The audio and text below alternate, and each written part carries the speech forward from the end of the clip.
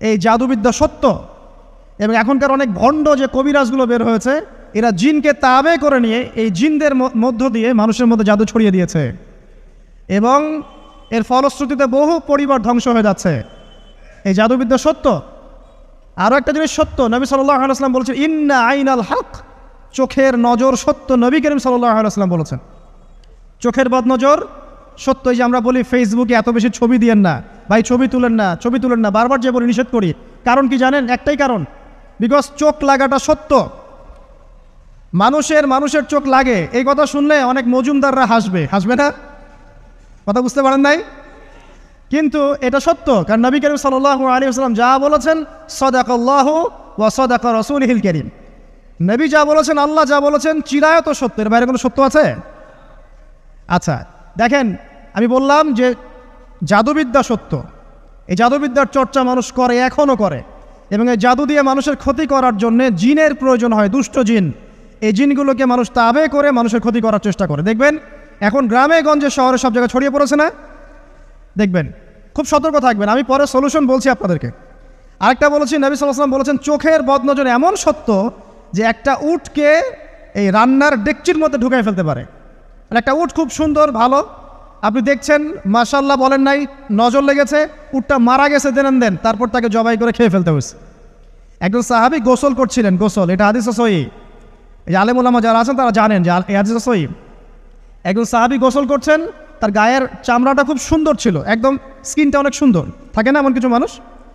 আচ্ছা, এখন আরেকজন সাহাবী এই গোসল দেখছেন দূর থেকে, দেখে বলছেন যে কি চমৎকার তার শরীরের রংটা, যেন কুমারী নারীর মতো, অনেকটা এমন একটা কথা তিনি বলেছিলেন।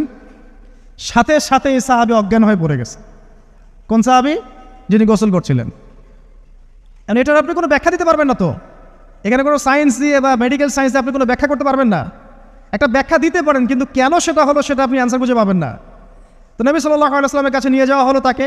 তিনি বললেন যে এই ব্যক্তির ব্যাপারে কি কেউ ভালো মন্দ কিছু বলেছিল? তখন একজন সাহাবী বলেন, হ্যাঁ, অমুকে বলেছে এর স্কিনটা অনেক সুন্দর, ওকে ডেকে নিয়ে আসুন। ওকে ডেকে আনা হলো। ডেকে আনার পর নবীজি তাকে অনেক শাসালেন, তোমরা তোমাদের ভাইদেরকে কি মেরে ফেলতে চাও? তখন এই সাহাবী তো অবাক, আমি আবার কখন মারতে চাইলাম ইয়া রাসূলুল্লাহ? আমি তো মারতে চাই নাই, আমি তো খালি বলেছি যে তার গায়ের রংটা অনেক সুন্দর। তখন তিনি বললেন, কেন তুমি সুবহানাল্লাহ বললে না, কেন তুমি মাশাআল্লাহ বললে না? যখন মাশাআল্লাহ বলবেন, সুবহানাল্লাহ বলবেন, নজরটা লাগবে না। আর যখন আপনি মাশাআল্লাহ বলবেন না, সুবহানাল্লাহ বলবেন না, দেখবেন নজর লেগে গেছে। আপনি বিশ্বাস করেন ব্যবসা খুব ভালো চলছে, মানুষ বলল যে বাহ তোর তো ব্যবসা হেভি, লালে লাল শাহজালাল, ঠিক আছে, দেখবেন আপনার কেনা বেচা বন্ধ হয়ে গেছে। এরকম হবে, আমার কথাটা বিশ্বাস করেন। এটা কিন্তু সায়েন্স প্রমাণ করতে পারবে না, আল্লাহ এবং তার রাসূল বলেছেন, তার উপরে কোনো সত্য নেই। আছে সূরা কাহফ 29 নম্বর আয়াত পড়ে দেখেন, আল্লাহ পাক বলছেন, ওয়াকুলিল হাক্কু মির রাব্বিকুম, সত্য সেটাই যা তোমার রবের পক্ষ থেকে আসে। ফামান শাআ ফালইউমিন, যার ইচ্ছা হয় বিশ্বাস করুক, ওয়ামান শাআ ফালইয়াকফুর, যার ইচ্ছা হয় সে অস্বীকার করুক। এই কারণে আমরা বলি ফেসবুকে এত বেশি ছবি দেওয়া, এই আই ওয়াশ করা, এই যে শোডাউন করা, হ্যাঁ, ইসলামের কিছু কাজ করলেন একদম মানুষকে না দেখাইতে পারলে ঘুম হচ্ছে না, এগুলো বন্ধ করেন, এগুলো বন্ধ করে দেন আল্লাহর ওয়াস্তে।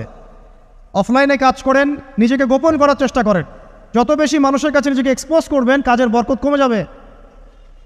কমে যাবে, চোখ লাগবে, নজর লাগবে। এবং চোখ লাগা বদ নজরে বহু আলেম আস্তে আস্তে মাঠ থেকে মাইনাস হয়ে গেছে না? যায় নাই? এখন কি আলেমদের সংখ্যা বেশি না কম? যত দিন যাবে আলেমের সংখ্যা আরও কমে যাবে। নবীজি বলেছেন আলেমদের সংখ্যা কমতে থাকবে, মানুষ জাহেলদেরকে আলেম বানিয়ে নেবে। তো প্রিয় ভাইরা, জাদুবিদ্যা সত্য, চোখের বদনজর সত্য, রাতের এই অনিষ্টগুলো সত্য, রাতের বেলা অনেক ক্ষতি আছে। এই জন্য নবীজি বলছেন বাচ্চাদেরকে বাইরে বের করো না, এবং তোমরাও রাত যখন গভীর হবে তখন এদিক ওদিক ঘোরাফেরা করো না। দেখবেন রাত যত গভীর হয় আমাদের শহরগুলো তত জীবিত হয়, তাই না? রাত যত গভীর হচ্ছে শহর তত জীবিত হয়। চায়ের দোকানে আড্ডা বেশি, ওই সিনেমা দেখছে, টিভি দেখছে, ক্যারাম খেলছে, লুডো খেলছে। ঘুম নাই। ঘুম কখন? ফজরের আগে। ফজরের নামাজ কিন্তু নাই, ফজরের ঠিক আগে, আবার ওই যে জোহরের নামাজের সময় উঠতেছে। এখন আমাকে বলেন, এরকম জেনারেশনকে দিয়ে কি আসলে ইসলামের কোনো খেদমত হবে? আচ্ছা, নবীজি রাতের বেলা আর্লি ঘুমাতেন। আল্লাহ পাক আমাদের সবাইকে তাড়াতাড়ি ঘুমানোর তৌফিক দান করুন।